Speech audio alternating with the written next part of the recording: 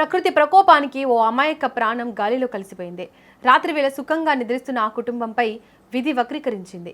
ఇంటి పక్కనే ఉన్న తాటి చెట్టు మృత్యు పాశంలా మారింది. ఒక్కసారిగా గాలి రావడంతో ఆ కుటుంబం కుప్పకూలింది. రంగారెడ్డి జిల్లా మీర్పేట పోలీస్ స్టేషన్ పరిధిలోని రాఘవేంద్ర నగర్ కాలనీలో ఈ గుండెలు పిండేసే ఘటన చోటు చేసుకుంది. అభాగ్యురాలైన వికలాంగుల కుటుంబంపై విధి ఆడిన వింత నాటకంలో కళ్ల ముందే ఒక ప్రాణం గాలిలో కలిసిపోయింది. రాత్రి సమయం నగరం మొత్తం గాఢ నిద్రలో ఉంది. అప్పుడే వీచిన ఈదురుగాలులు ఊహించని ప్రమాదానికి దారితీశాయి. రాఘవేంద్ర నగర్ కాలనీలో సభావతి లక్ష్మి తన కుమారుడు వెంకట్రామ్, కోడలు లలితతో కలిసి రేకుల ఇంట్లో నివాసం ఉంటున్నారు. వారు శారీరక వైకల్యంతో బాధపడుతున్నప్పటికీ కష్టపడి జీవితాన్ని నెట్టుకొస్తున్నారు. ఎప్పటిలాగే వారు ఆ రాత్రి నిద్రపోతున్న సమయంలో ఊహించని విధంగా ఇంటి పక్కనే ఉన్న తాటి చెట్టు ఈదురుగాలుల ధాటికి ఒక్కసారిగా విరిగిపడింది. చెట్టు నేరుగా రేకుల ఇంటిపై పడడంతో పెను ప్రమాదం జరిగింది. రేకులు ధ్వంసమై ఆ కుటుంబంపై పడ్డాయి. ఆ సమయంలో లక్ష్మికి తీవ్ర గాయాలయ్యాయి. వెంకట్రామ్, లలితకు సైతం గాయాలయ్యాయి. శబ్దం విని స్థానికులు హుటాహుటిన అక్కడికి చేరుకున్నారు. శిథిలాల కింద చిక్కుకున్న వారిని బయటకు తీసి వెంటనే ఆసుపత్రికి తరలించారు.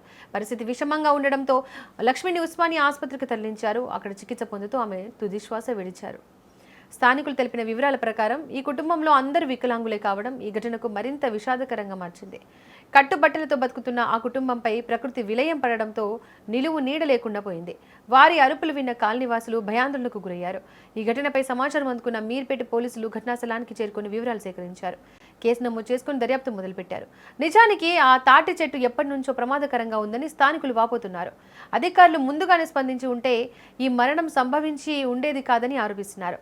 కుటుంబ పెద్దను కోల్పోయిన వెంకట్రామ్, లలిత పరిస్థితి ఇప్పుడు దయనీయంగా మారింది. ఆ చిన్న రేకుల ఇల్లు ఇప్పుడు శ్మశానాన్ని తలపిస్తోంది.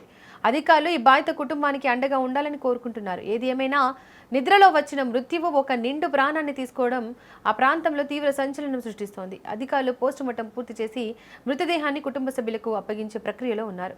బాధిత కుటుంబానికి ప్రభుత్వ పరంగా సాయం అందుతుందా లేదా అన్నది ఇప్పుడు అందరిలోనూ ఉన్న ప్రశ్న.